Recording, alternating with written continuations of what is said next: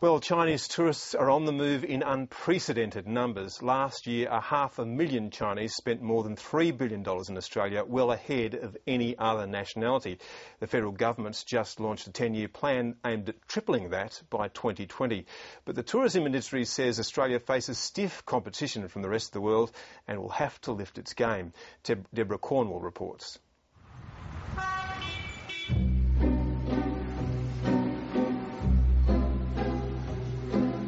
After more than a decade of runaway prosperity, China is on the march, taking on the Western world as fun-loving, cashed-up tourists, some 50 million of them last year, and rising. For the first time ever, they have the ability to travel. Travel is one of those prestige items, and I think for the Chinese consumer, they're really interested in the world, they're socially aware, they're technologically savvy, and their near neighbours Australia is a great place to come and have a look at the world. Chinese people are a bit shy from the centre of attention.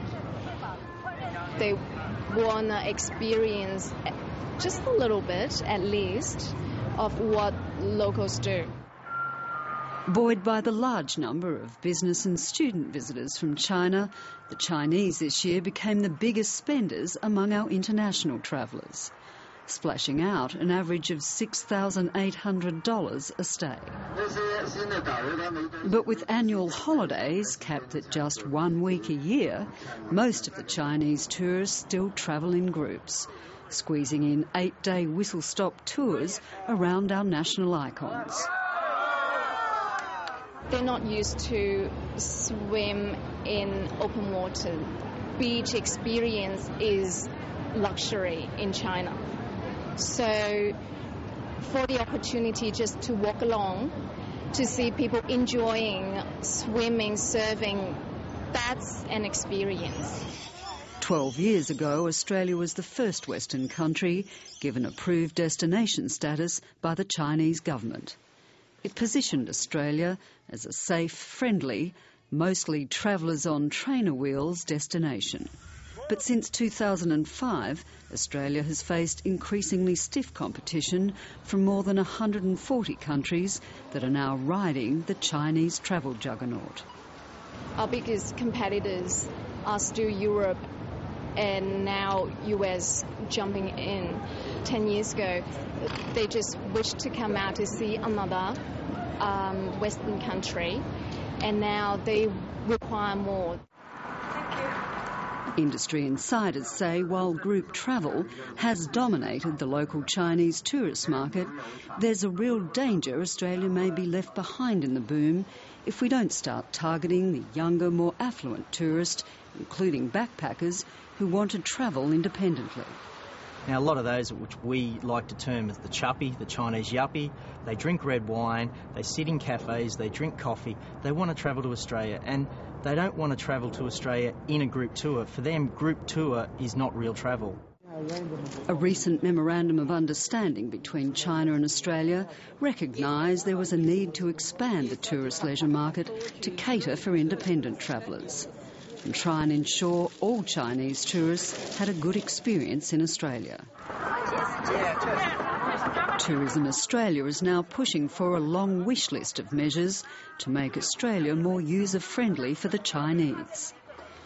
Signage at airports, hotels and transport hubs, more tailored restaurant and hotel services, and a major recruitment drive for Mandarin speakers. They want to see and do the best that Australia has to offer. They want to immerse themselves in our culture. They want to feel the free-spirited nature, the optimistic nature of Australia. China has a language issue we've got to make sure we cater for, has food that they like, but they love the experience on top of that. I mean, it isn't enough just to put congee on the breakfast menu. I've entertained some Chinese educational groups over here. Now, having a barbecue on Bondi Beach and having those little things that we perhaps take for granted, they've all taken back and they've all said that was one of the best days I ever had. Word of mouth is absolutely critical in the tourism industry, and one of the biggest challenges all countries face now dealing with Chinese travellers are rogue operators who continue to plague the budget end of the market. And we can't have people going back and complaining about the trip they just took. In 2007, a parliamentary inquiry revealed some tour agents were routinely gouging Chinese tourists, making them pay huge commissions on fake charges like entry fees to Bondi Beach. They're also forced into mandatory shopping tours and put up in inferior hotels well outside the tourist destinations they were promised. And unfortunately, the low-end rogue operator, they're minority, but they get a lot of profile in the media, and it's a blight on our destination, and it has to be stamped out. And I think Australia's done as well, if not better than anyone, of working on it and stamping it out. Good day, mate. Tourist operators say we learnt some valuable lessons about catering for the Asian traveller during the Japanese tourist boom of the 90s. And Asian travellers continue to be our fastest growing market. The hope now is our long-standing relationship with China and well-established Chinese communities will help Australia punch above its weight in the global scramble for the Chinese tourist. It's about face and it's about a two-way exchange. How do you make sure they have the best possible visit, go home and rave about it? So relationships are essential, and China perhaps even more so than any other place on earth.